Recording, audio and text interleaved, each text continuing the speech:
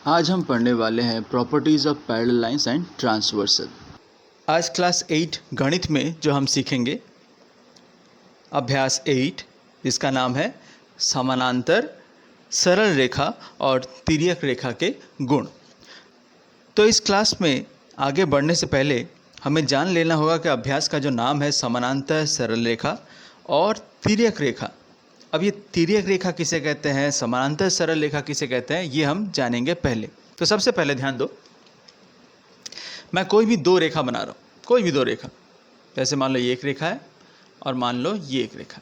रेखा का नाम दे देते हैं, मान लेते हैं इस रेखा का नाम L है और इस रेखा का नाम M है। ठीक है, दो रेखा मैंने बनाई। इन दो रेखाओं को मान लेते हैं किसी एक और रेखा ने इस तरह से काटा है। इस रेखा का नाम दे देते हैं N। ठीक है, तो दो रेखाओं को जब भी दो या दो से ज़्यादा भी, मैं यहाँ पे एक और रेखा भी बना सकता था। जब भी दो या दो से ज़्यादा रेखाओं को कोई एक तीसरी रेखा जब काटे, ऐसे काटे कि ये एक रेखा है, इन दोनों रेखाओं को देखो दो अलग अलग बिंदुओं पे काटा है। इस बिंदु का नाम हम दे देते हैं, मान लेते हैं O, और इस बिंदु का नाम दे देते हैं P। ठीक है, अब देखो तिर्यक रेखा किसे कहेंगे। जब भी कोई रेखा जिस प्रकार से हमारे चित्र में है रेखा N, जब भी कोई रेखा दो या दो से ज़्यादा रेखाओं को इस प्रकार से काटे कि वो दोनों रेखाओं को अलग अलग बिंदुओं पे काटे, तब इस रेखा को यानी रेखा N जो है इसे हम लोग तिर्यक रेखा कहेंगे। तब इस रेखा N को हम लोग कहेंगे तिर्यक रेखा, या इंग्लिश में जिसे हम लोग कहते हैं ट्रांसवर्सल। इंग्लिश में इसे कहते हैं ट्रांसवर्सल लाइन। मैं एक बार फिर से कहता हूँ, तो तिर्यक रेखा किसे कहेंगे, जब भी कोई रेखा या दो से ज़्यादा रेखाओं को दो या दो से ज़्यादा बिंदुओं पे काटे, जैसे यहाँ पे बिंदु O और बिंदु P पे काटा है किसने, रेखा N ने। किसे काटा है, रेखा L और रेखा M को काटा है। तो इस रेखा N को हम लोग तिर्यक रेखा या ट्रांसवर्सल कहेंगे। इस तिर्यक रेखा यानी ट्रांसवर्सल N के वजह से रेखा L और M पे जो कटाव बिंदु पड़े P और O, इस कटाव बिंदु के उत्पन्न होने के साथ साथ ही देखो कई सारे कोण बने। मैं इन कोणों को दिखाता हूँ। जैसे यहाँ पे बना है कोण एंगल 1, ये बना एंगल 2, ये बना एंगल 3 और ये बना एंगल 4। ठीक उसी प्रकार से यहाँ बना है एंगल 5, एंगल 6, एंगल 7 और एंगल 8। दिख रहा है। तो देखो एक तिर्यक रेखा की वजह से इन दोनों रेखाओं को जब इस तिर्यक रेखा ने काटा तो 8 कोण बने हैं। इन कोणों को अलग अलग नामों से वर्गीकृत किया गया है। वो नाम क्या है, ध्यान से देखो, तुम इस टेबल में ध्यान से देख पाओगे। कोण 4, 3, 5 और 6, 4, 3, 5 और 6। देखो ये जो है इन दोनों L और M जो दो कोण हैं, L और M जो रेखा है, इस रेखा के अंदर की तरफ ये चारों कोण हैं, 4, 3, 5 और 6। तो ये 4, 3, 5 और 6, इन्हें क्या कहा गया है, देखो इन्हें कहा गया है अंतःकोण। इन्हें कहा गया है अंतःकोण, या जिसे इंग्लिश में हम लोग कहते हैं इंटीरियर एंगल। ठीक है, क्योंकि ये चारों कोण जो है अंदर की तरफ बने। किसके अंदर, L और M के अंदर। ठीक उसी प्रकार से यहाँ टेबल में तुम देख पा रहे हो एंगल 1, एंगल 2, एंगल 7 और एंगल 8। ये जो चार कोण हैं 1, 2, 7 और 8, ये जो है L और M रेखा के बाहर की तरफ बने। अब बाहर की तरफ बने इसीलिए इसे बोला जाता है बहिष्कोण या बाह्य कोण। बहिष्कोण या बाह्य कोण, एंगल 1, एंगल 2, एंगल 7 और एंगल 8। क्लियर। ठीक है, इसके बाद ध्यान से देखो यहाँ पे कुछ संगत कोण बने हैं। ठीक है, संगत कोण या जिसका एक और नाम है अनुरूप कोण। क्या क्या है वो, एंगल 1 और एंगल 5। अब अनुरूप कोण या संगत कोण जो है ये हमेशा जोड़े में आता है। ठीक है, हमेशा जोड़ों में आएगा। जैसे एंगल 1 का संगत कोण होगा एंगल 5, एंगल 2 का संगत कोण है एंगल 6, एंगल 4 का संगत कोण है एंगल 8 और एंगल 3 का संगत कोण है एंगल 7। क्लियर। मैं फिर से दोहराऊँ, यहाँ से भी तुम देख पा रहे हो एंगल 1 का अनुरूप कोण या संगत कोण एक ही है। एंगल 1 का संगत कोण है एंगल 5, एंगल 2 का संगत कोण एंगल 6, एंगल 4 का संगत कोण 8 और एंगल 3 का संगत कोण है एंगल 7। क्लियर, यहाँ तक सीख गए। इसके बाद देखो नेक्स्ट जो है वो है तुम्हारा एकांतर अंतःकोण। एकांतर अंतःकोण जिसे इंग्लिश में कहते हैं ऑल्टरनेट इंटीरियर एंगल। एकांतर अंतःकोण, अंत यानी अंदर की तरफ, एकांतर यानी ऑल्टरनेट, ऑल्टरनेट यानी हमेशा विपरीत, हमेशा इसके विपरीत वाला। जैसे उदाहरण के लिए एंगल 4 का ऑल्टरनेट यानी एकांतर कोण होगा एंगल 6, और चूंकि अंतः कोण है, देखो ये दोनों 4 और 6 अंदर की तरफ है, ठीक है। तो एंगल 4 का एकांतर कोण क्या होगा, ऑल्टरनेट कोण होगा अंतः कोण, वो होगा एंगल 6। एंगल 3 का ऑल्टरनेट एंगल क्या होगा, एंगल 5। एंगल 3 का ऑल्टरनेट एंगल होगा एंगल 5। क्लियर हुआ, ठीक है। एकांतर अंतः कोण क्यों कहा गया समझ में आया, अंदर की तरफ है, और एकांतर यानी ऑल्टरनेट है। इसके बदले ये एंगल 4 का ऑल्टरनेट हुआ एंगल 6, एंगल 3 का ऑल्टरनेट हुआ एंगल 5। क्लियर। इसके बाद देखो दिया हुआ है एकांतर बाह्य कोण। एकांतर बाह्य कोण, एकांतर मतलब ऑल्टरनेट और बाह्य मतलब बाहर। तो इन दोनों के बाहर कौन कौन से कोण है, 1, 2, 7 और 8। इनमें एकांतर बाह्य कोण कौन सा होगा, एंगल 1 का एकांतर ऑल्टरनेट एंगल 1 के परिवर्त आएगा एंगल 7, एंगल 1 का ऑल्टरनेट होगा एंगल 7, और एंगल 2 का ऑल्टरनेट होगा एंगल 8। क्लियर हुआ, ठीक है।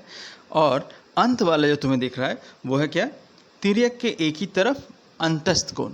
तिर्यक के एक ही तरफ अंतस्थ कोण, या इसका मतलब क्या हुआ, ये जो तिर्यक रेखा है, ये जो ट्रांसवर्सल है, इसके एक ही तरफ जो है, इस रेखा के एक ही तरफ बने अंतः कोण कौन कौन से हैं। जैसे ये जो रेखा है ट्रांसवर्सल, इसके अंतः, इस ट्रांसवर्सल इस तिर्यक के एक ही तरफ कौन कौन से कोण है, जो कि अंदर है, इन दोनों रेखाओं के अंदर है क्या है, एंगल 4 और एंगल 5 है।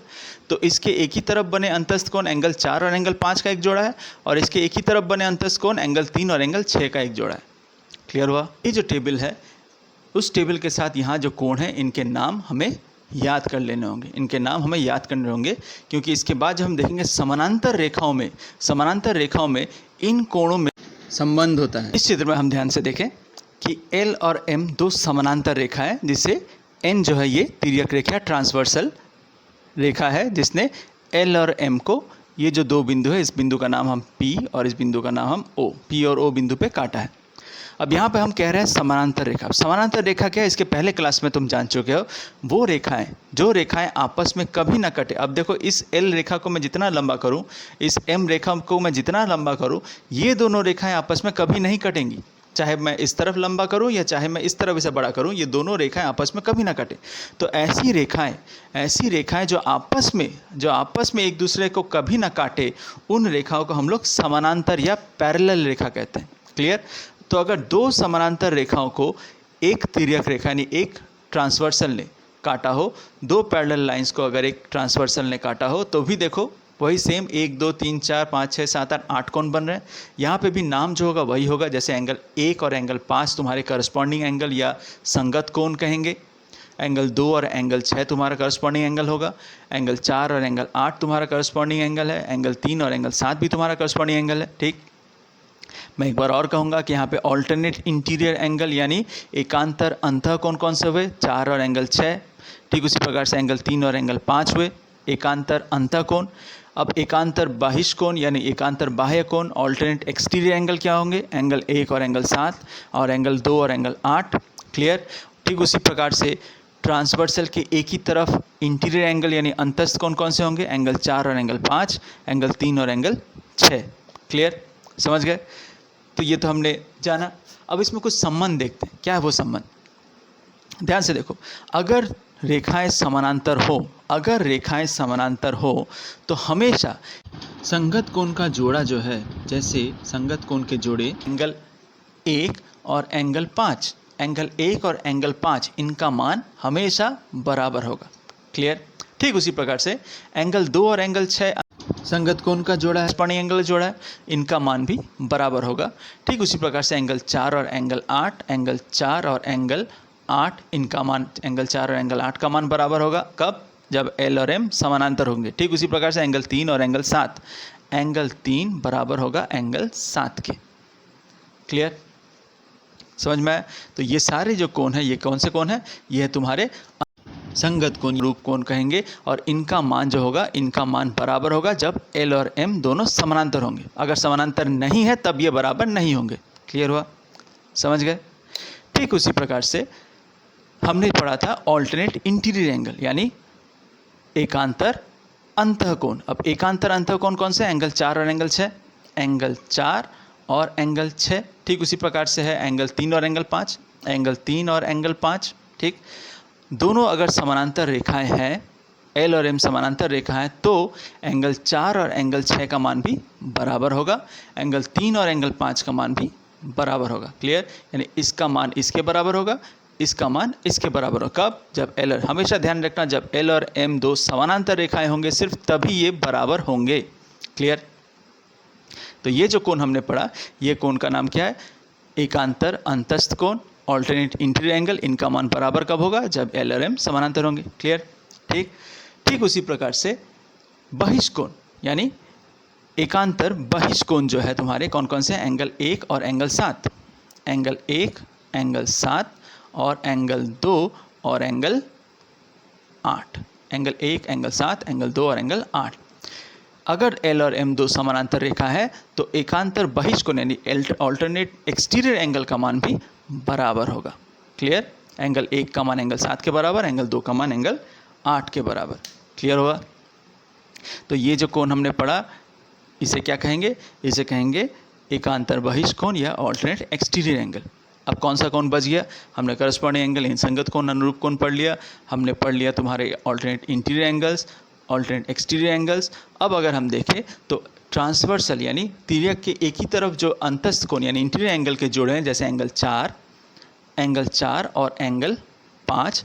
ठीक उसी प्रकार से है एंगल 3 और एंगल 6। एंगल 4, एंगल 5, एंगल 3 और एंगल 6। अब ध्यान दो, क्या इनका मान भी बराबर होगा? तो ऐसा नहीं होगा। एंगल 4 और एंगल 5, एंगल 3 और एंगल 6, इनका मान तो बराबर नहीं। एंगल 4 का मान एंगल 5 के बराबर नहीं होगा, लेकिन एंगल 4 और एंगल 5 इन दोनों को अगर जोड़ें, इनका योगफल हमेशा 180 डिग्री के बराबर होगा। ठीक उसी प्रकार से एंगल 3 और एंगल 6, इनका भी योगफल हमेशा 180 डिग्री के बराबर होगा। क्लियर? तो ये जो 4 भाग हमने पढ़े अलग अलग, इनके बारे में हम जान लेना होगा, इन्हें हमें याद रख लेना होगा। क्लियर? ताकि सवाल करने में हमें बड़ी आसानी होगी। अब देखो, इस जानकारी की मदद से हम आसानी से इस तरह का अगर कोई चित्र हमें मिले जिसमें से किसी भी एक कोण का मान तुम्हें मालूम हो, किसी भी एक कोण का मान मालूम होने से हम बाकी के सारे कोणों का मान आसानी से निकाल लेंगे। ध्यान से देखो, उदाहरण के लिए अगर हम मान लेते हैं एंगल 2 का मान है 60 डिग्री। क्लियर? एंगल 2 का मान है 60 डिग्री, और सवाल यह है कि एंगल 1, 4, 3, 5, 6, 8 और 7 इन सभी का मान हमें निकालना है। तो सिर्फ एक कोण की मदद से हम बाकी सबका मान निकाल लेंगे। देखो किस तरह से, ध्यान से देखो। हमें मालूम है दो समानांतर रेखाओं को जब एक तिर्यक रेखा काटती है तो एंगल 2 जो है बाहर की तरफ, ठीक उसी का संगत कोण कौन सा होगा? एंगल 6 होगा। एंगल 2 का संगत कोण है एंगल 6, और एंगल 2 और एंगल 6 का मान बराबर है, क्योंकि हमें मालूम है एंगल 2 का मान एंगल 6 के बराबर होता है। यानी एंगल 2 का मान 60 डिग्री है तो एंगल 6 का मान भी 60 डिग्री ही होगा। क्लियर हुआ? यहाँ तक समझ में है? ठीक उसी प्रकार से अब ध्यान से देखो, एंगल 6 और एंगल 4, ये क्या है? ये तुम्हारा एकांतर अंतःकोण यानी ऑल्टरनेट इंटीरियर एंगल, और एंगल 6 और एंगल 4 का मान बराबर होता है। यानी एंगल 6 का मान 60 डिग्री है तो एंगल 4 का मान भी 60 डिग्री ही होगा। क्लियर? समझ गए? ठीक, अब ध्यान से देखो, ये मुझे मालूम है 60 डिग्री है, एंगल 4 60 डिग्री है। एंगल 5 क्या मुझे मालूम है? अभी तक मालूम नहीं है, लेकिन हमें मालूम है कि एंगल 4 और एंगल 5 इन दोनों का योगफल कितना आना चाहिए?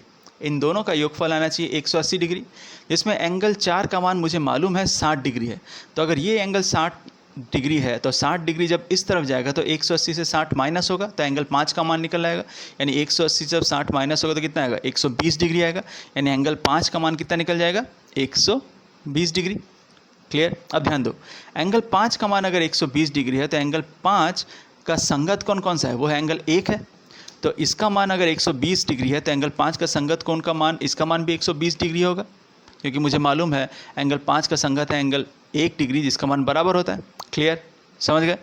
अब ध्यान दो, एंगल 1 का मान अगर 120 डिग्री है तो एकांतर बहिष्कोण के हिसाब से, एकांतर बहिष्कोण के हिसाब से एंगल 1 यानी ऑल्टरनेट एक्सटीरियर एंगल के हिसाब से एंगल 1 और एंगल 7 का मान बराबर होगा।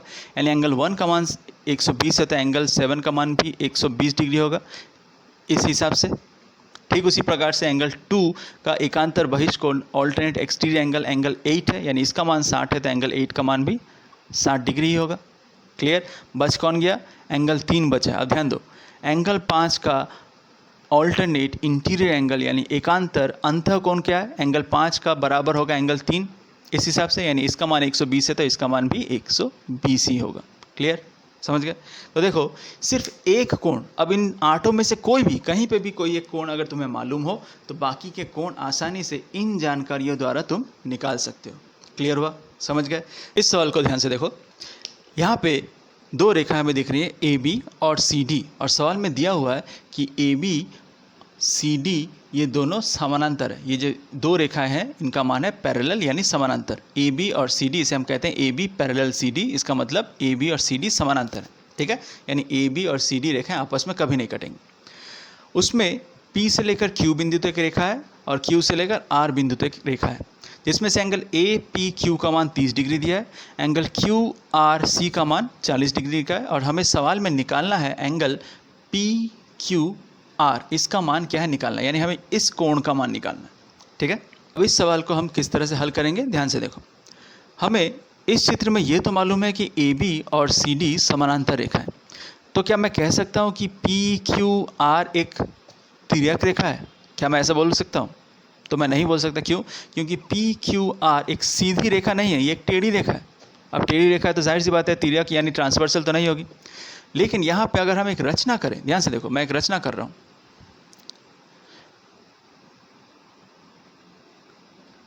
यहाँ मैंने एक सीधी रेखा बनाई है,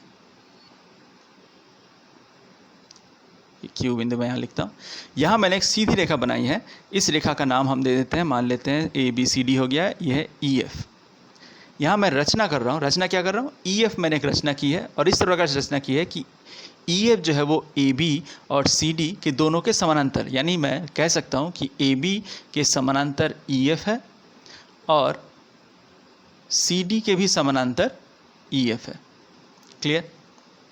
तो अब ध्यान दो, तो क्या मैं कह सकता हूँ कि ये पी क्यू जो है ये एक तिर्यक रेखा है ए बी और ई एफ के लिए? ए बी और ई एफ दो समानांतर रेखा, उसमें पी क्यू एक तिर्यक है, पी क्यू यानी सिर्फ यहाँ तक। ठीक है, अब ध्यान दो, अगर इस कोण का मान 30 है तो इस कोण का मान कितना होगा? सिर्फ यहाँ से यहाँ तक, इस बिंदु से इस बिंदु तक, इस कोण का मान कितना होगा? देखो, ये अगर 30 है तो एकांतर अंतः कोण ऑल्टरनेट इंटीरियर एंगल के हिसाब से इसका मान भी 30 डिग्री होगा। क्लियर? समझ गए? ठीक उसी प्रकार से ई एफ का समानांतर है सी डी, और क्यू आर भी एक तिर्यक रेखा यानी ट्रांसवर्सल है, किसके लिए? ई एफ और सी डी के लिए। तो अगर ये तिर्यक रेखा ट्रांसवर्सल है, इस कोण का मान 40 है, तो इसके एकांतर अंतः कोण ऑल्टरनेट इंटीरियर एंगल कौन सा होगा? अगर ये 40 है तो इसका एकांतर अंतः कोण ये वाला हिस्सा होगा, इसका मान 40 है तो इसका मान भी 40 ही होगा। क्लियर? 40 डिग्री। अब फिर बोलो तो पी क्यू आर का मान कितना होगा? तो एंगल पी क्यू आर जो कि हमें निकालना है वो क्या होगा? हम लिख सकते हैं एंगल पी क्यू आर होगा असल में angle P Q F, angle P Q F, यानी इस कोण के साथ अगर एंगल आर क्यू एफ इसको अगर जोड़ दिया जाए, इस कोण के साथ इस कोण को जोड़ा जाए तो ये पूरा पी क्यू आर निकलेगा। अब पी क्यू एफ का मान है 30 डिग्री, आर क्यू एफ का मान है 40 डिग्री, यानी कुल मिला के आएगा 70 डिग्री, यानी एंगल पी क्यू आर का मान होगा 70 डिग्री। क्लियर? समझ गए?